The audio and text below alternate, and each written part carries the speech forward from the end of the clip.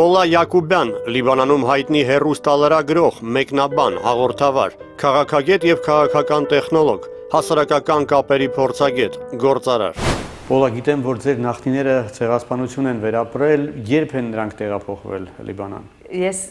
սիկեզի հայրեն շատ լավ չեմ գիտեր, բաբաս չադոնց մերավ եւ մամաս արապ է հայրեն չգիտե հայտը բրոց քիչ մկացի բայց շատ ուրախ եմ հետդ լամ ինձ էլ է շատ հաճելի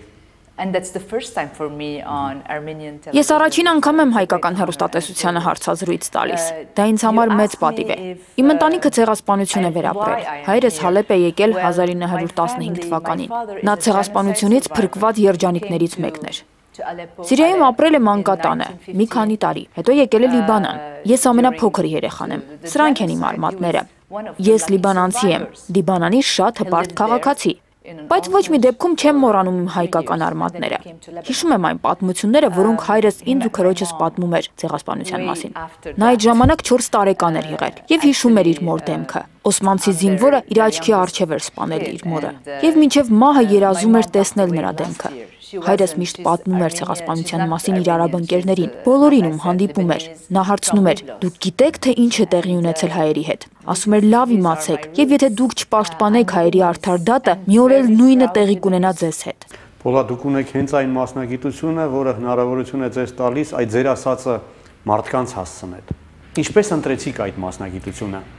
I did not choose to be a journalist. Ես չեմ ընտրել լրագրողի մասնագիտությունը, պարզապես այդպես ստացվել է, բայց հիմա ես Աստծուց շնորհակալ եմ, որ այդպես է ստացվել։ Սիրողական մի հարցազրույց էի արել իմ ընկերներից մեկի հետ։ Մի կին ինձ մոտեցավ եւ հարցրեց, թե ինչու չեմ փորձում նույնը անել պրոֆեսիոնալ ձևով։ Ես այն ժամանակ 17 տարեկան էի, փորձարկում անցա, ուժերս փորձեցի ICN հեռուստաընկերությունում, ու ինձ բոլորովին անսպասելիորեն աշխատանքի ընդունեցին։ Ահա այսպես սկսեցի իմ կարիերան։ Ես լրագրություն չէի սովորել։ Հետագայում արդեն սովորեցի քաղաքագիտություն։ Հիմա շատ երջանիկ եմ, որ զբաղվում եմ այս գործով։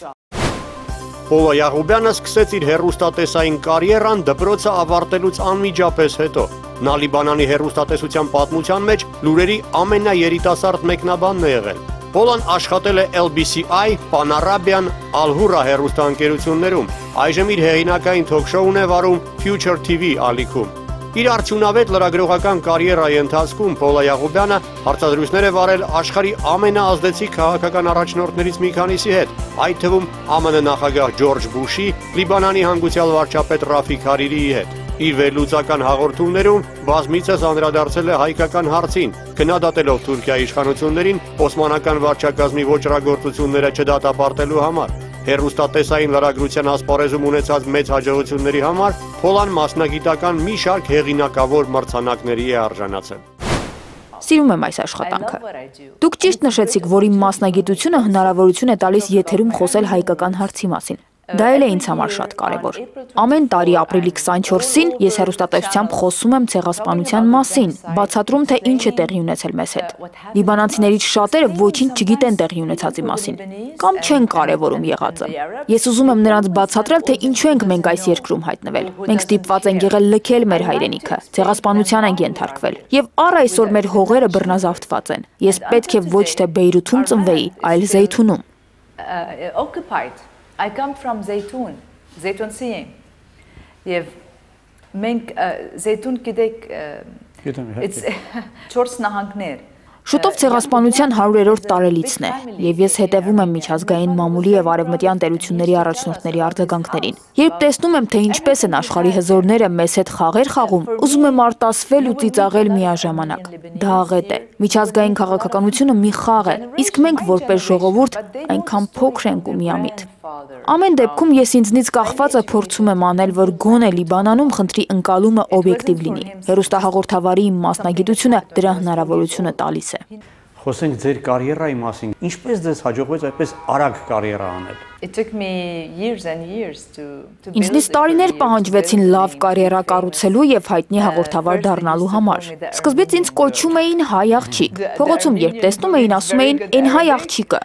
Հեռուստադիտողը նկատում էր, որ ես հայ լինելով շատ գրագետ էի արաբերեն խոսում։ Եվ ես միշտ կատակում էի, որ քանի որ հայերեն լավ չեմ խոսում, գոնե արաբերենս պիտի գերազանց լինի։ Եթե սկզբից նկատում էին միայն իմ արաբերենի փայլուն տիրապետելը, ապա ավելի ուշ տեսան, որ ես նաև լավ լրագրող եմ։ Հայկական ազգանուն ունենալը չի խանգարում լիբանանյան հեռուստաընկերությունում կարիերա անելուն։ Մենք շատ բախտավոր ենք, որ ծնվել ենք Լիբանանի նման երկրում։ Այստեղ հայերին շատ լավ են վերաբերվում, քանի որ հայերը դրական դերակատարում ունեն երկրի կյանքում։ Հայերի մասին խոսելիս լիբանանցիները ասում են, որ մենք աշխատասեր ենք ու արդար, այնպես որ ես երբեք խնդիր չեմ ունեցել իմ հայ լինելու պատճառով։ Դա ինձ համար միշտ լրացուցիչ առավելություն է եղել։ Երբեմն չեմ համաձայնում նրա հետ, ինչ անում են հայկական կուսակցությունները, եւ դա իմ իրավունքն է։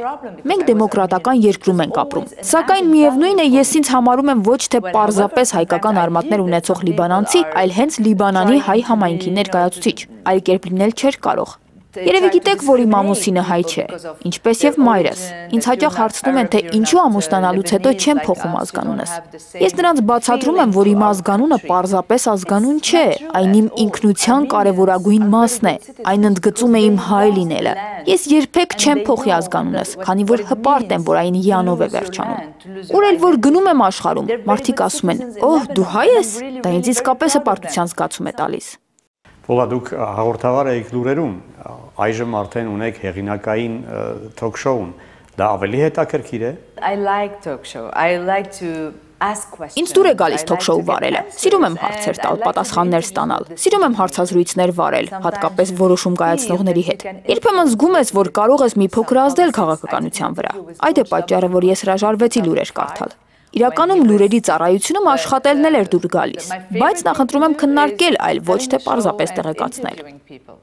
Դուք այն բացառիկ լրագրողներից եք, ում վաղ է վիճակվել հարցազրույց անել ԱՄՆ նախագահի հետ, իր իսկ աշխատասենյակում, ինչ տպավորություն թողեց ձեր վրա Ջորջ Բուշը։ Հարցազրույցից դուրս դուք նրա հետ շփվել եք։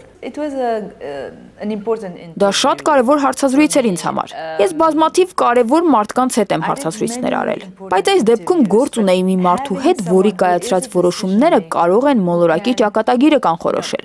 2005 թվականին էր Ջորջ Բուշի հետ իմ հարցազրույցը։ Նա դեռ Միացյալ Նահանգների նախագահն էր։ Հարցազրույցը Սպիտակ տանը կայացավ։ Ես նրան Լիբանանի մասին շատ հարցեր տվեցի։ Եվ նրա հետ զրուցելիս նկատեցի, որ տեղ-տեղ թյուրիմացություններ կան։ Զգում էի, որ նա չի տիրապետում Մերձավոր Արևելքում կատարվող իրադարձությունների մասին օբյեկտիվ տեղեկատվությանը։ Փորձեցի դա իրեն հասկացնել։ Հարցազրույցի ավարտից հետո Ջորջ Բուշը խնդրեց, որ ես էլ իր մի քանի հարցերին պատասխանեմ։ Նրա հարցերը Լիբանանում ստեղծված իրական իրավիճակի մասին էին։ Ուզում էր հենց տեղի մարդու կարծիքը լսել։ Հուսով եմ իմ պարզաբանումները իրեն օգնեցին ավելի ճիշտ ընկալել իրականությունը։ Դե իսկ ինձ համար այդ հանդիպումը շատ կարևոր էր։ Դա իմ ամենահաջողված հարցազրույցներից մեկն էր։ Պոլա, պարտադիր չի իմ այս հարցը որպես կոմպլիմենտ ընդունել։ Ասացեք, գեղեցիկ կին լինելը լրագրողի համար առավելություն է, դա օգնում է զրուցակցին ավելի հեշտ բացել, ավելի անկեղծ պատասխաններ ստանալ իրենից։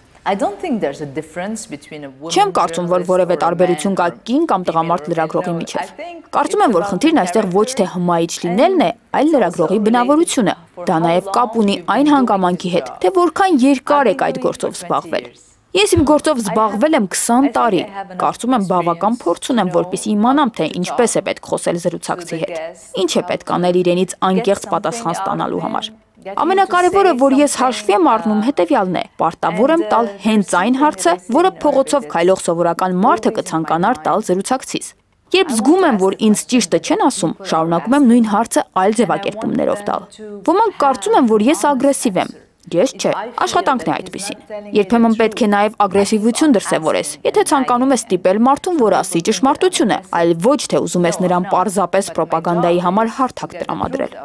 Իմ նպատակն է բավարարել այն մարդկանց պահանջները, ովքեր դիտում են իմ հաղորդումը, այլ ոչ թե այն մարդու, ովի առջև է նստած։ Անշուշտ արևմտյան երկրներում լրագրությունը շատ հարգի է, բայց աշխարհի մեր հատվածում հեշտ չէ դա անել։ Հավատացեք ինձ։ Պոլա, հետաքրքիր է, որ Լիբանանում մեր հայրենակիցները հայերը հեռուստատեսությունում, հեռուստատեսային լրագրությունում բավական հայտնի են, հա, ձեզանից բացի նաև կա Զավենը, կա Նշանը, դուք նրանց հետ շփվում եք, հարաբերություններ պահպանում եք գործնական։ Եվ ընդհանրապես ինչու՞մն է գաղտնիքը, ինչպես է հենց հայերին հաջողվում հեռուստալրագրության մեջ այսպիսի ձեռքբերումներ հասնել, որոնք չկան կարծես թե այլ ասպարեզներում։ Ձեզ մի բան պատմեմ։ Անցած շաբաթ փողոցում մի կին ինձ մոտեցավ ու ասաց՝ «Դուք հայերդ գրավել եք ու վերահսկողության տակ եք առել լիբանանյան ողջ հեռուստատեսությունը»։ Ես ծիծաղից թուլացել էի։ Իրականում այո, հայերը լիբանանյան հեռուստաալիքներում իսկապես շատ են, լավ դիրքեր ունեն։ Լիբանանի լավագույն լրագրողների շարքում միշտ բազմաթիվ հայեր են եղել։ Ֆոտոժուրնալիստիկայի լեգենդ էր Հարի Կոնդակյանը։ Նա ֆոտոռեպորտաժի ճանաչված վարպետ էր։ Մինչև Associated Press-ում գրաֆիկական խմբագրման բաժնի ղեկավարի պաշտոնը ստանձնելը երկար տարիներ աշխատել է ամերիկյան այդ լրատվական գործակալության մերձարևելյան բյուրոյում։ Հեռուստատեսությունում մեր հայրենակիցներից շատերը նույնպես մեծ հաջողությունների են հասել։ Նշան Տեր-Հարությունյանը Լիբանանի ամենահայտնի հաղորդավարներից մեկն է։ Նրա ժամանցային շոուները Prime Time-ում վարկանիշի ռեկորդներ են արձանագրում։ Նշանի հաղորդման հյուրերն են հիմնականում շոու բիզնեսի ու սպորտի աստղերը։ Զավեն Կույումջյանը ոչ միայն անվանի հեռուստահաղորդավար է, այլ նաև պրոդյուսեր և մեդիա խորհրդական։ Իր հեղինակային թոք-շոուն է վարում Future TV ալիքի եթերում։ Այն կոչվում է Զավեն։ 2005 թվականին Newsweek հեղինակավոր ամսագիրը ընդգրկել է նրա անունը Մերձավոր Արևելքի 50 ամենաազդեցիկ մարդկանց ցուցակում։ Հաղորդավար Ջոել Մարդիկյանը հայտնի է այժմ արդեն նաև Լիբանանից դուրս։ Նա MBC հեռուստաալիքով վարում է աշխարհիկ կյանքը լուսաբանող Ջոել կոչվող ժամանցային շոուն։ Նա նաև ոճաբան է և նորաձևության փորձագետ։ Այս տարի դասվել էր արաբական աշխարհի 100 ամենաազդեցիկ կանանց շարքին։ Կլաուդիա Մարշալյանը ճանաչված է Լիբանանում որպես հեռուստապրոդյուսեր, սցենարիստ, դերասան ու հաղորդավար։ Նա եղել է Star Academy ռեալիթի շոուի պրոդյուսերը։ Հաղորդում է վարում էմիրաթական հեռուստաալիքներից մեկում։ Մենք այլ լրագրողներով շատ համերաշխ ենք, անկախ նրանից, թե ով որ հեռուստաալիքում է աշխատում։ Նշան Տեր-Հարությունյանը, օրինակ, իմ լավ ընկերներից մեկն է։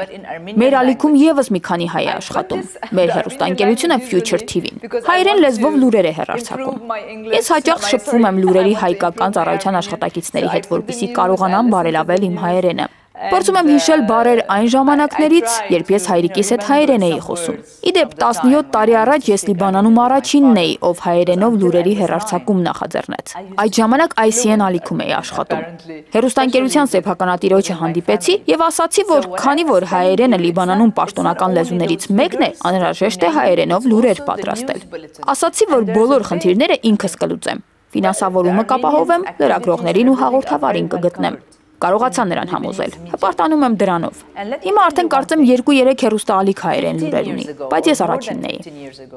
Ինձ հետաքրքիր է ինչպիսին է Պոլան աշխատանքից դուրս։ Գիտեմ, որ դուք սպորտ եք սիրում, հա, ֆուտբոլ մասնավորապես, Բրազիլիայի սիրահար եք։ Երևի լուսանկարներս եք տեսել։ Իրականում ֆուտբոլը ես ստիպված էի սիրել որդուս պատճառով։ Նա ֆուտբոլի մոլի երկրպագու է, ամուսինս նույնպես։ Նրանք Նիդերլանդների հավաքականին են երկրպագում։ Ես էլ կատակով փորձել էի այնպես անել, որ նրանք ջղայնանան։ Այդ պատճառով ցուցադրաբար սկսեցի Բրազիլիային ու Գերմանիային երկրպագել նրանց հունից անելու համար։ Դա էր ձեր տեսած ֆոտոսեսիան անելու գլխավոր պատճառը։ Բայց որդիս մի համոզիչ փաստարկ բերեց, որպեսզի ապացուցի, որ ես իրավունք չունեմ Գերմանիային երկրպագել։ Նա ասաց, որ գերմանացիների թիմում ազգությամբ թուրք խաղացող կա։ Ու թեև ես ազգայնամոլ չեմ, դժվարանում եմ ասել, թե արդյոք այդ լուրը ստանալուց հետո կկարողանամ սիրել այդ թիմը։ Ֆուտբոլը մեր տանը իսկապես մեծ տեղ ունի, բայց ես ֆուտբոլից էլ շատ սիրում եմ դայվինգը։ Վաղուց եմ զբաղվում այդ սպորտաձևով։ Ես նաև շրջակա միջավայրի պաշտպան ակտիվիստ եմ։ Ուզում եմ օգնել բնության պահպանությանը, որքան կարող եմ։ Եվ նաև ժամանակ եք գտնում մասնավոր բիզնեսը զարգացնելու համար։ Ինչով եք զբաղվում, ինչ բիզնես է։ Ես իմ սեփական ընկերությունն ունեմ։ Ես եմ այն ղեկավարում։ Մենք զբաղվում ենք հասարակական կապերի ռազմավարությամբ։ Հեռուստատեսության մասին մասնագիտական խորհրդատվություններ եմ կատարում քաղաքական, հասարակական ու միջազգային կազմակերպություններին։ Ինտեգրված եմ հասարակական կապերի ոլորտում, մարզիչ եմ։ Ամուսինս զբաղվում է ռազմավարությամբ։ Փառք Աստծո, մեզ մոտ ամեն ինչ լավ է ստացվում։ Ժուրնալիստիկայից բացի Պոլան զբաղվում է նաև քաղաքագիտությամբ։ Նա պահանջված քաղաքական տեխնոլոգ է, քաղաքական, ոչ կառավարական և միջազգային կազմակերպությունների համար մասնագիտական խորհրդատվություններ է տալիս հասարակական կապերի բնագավառում։ Հրապարակային ելույթներ ունենալու վարպետության դասեր է տվել Լիբանանի պետական գործիչներից մի քանիսին, օգնել է նրանց դրական մեդիա իմիջի ձևավորմանը։ Փոլան ղեկավարում է իր ու իր ամուսնու ստեղծած PR-ում մասնագիտացող Integrated Communications խորհրդատվական ընկերությունը։ Հասցնում է զբաղվել նաև նորաձևության բիզնեսով։ Նոյեմբերի սկզբին նա Բեյրութի կենտրոնում բացեց ոճային պայուսակների ու աքսեսուարների իր առաջին բուտիկը։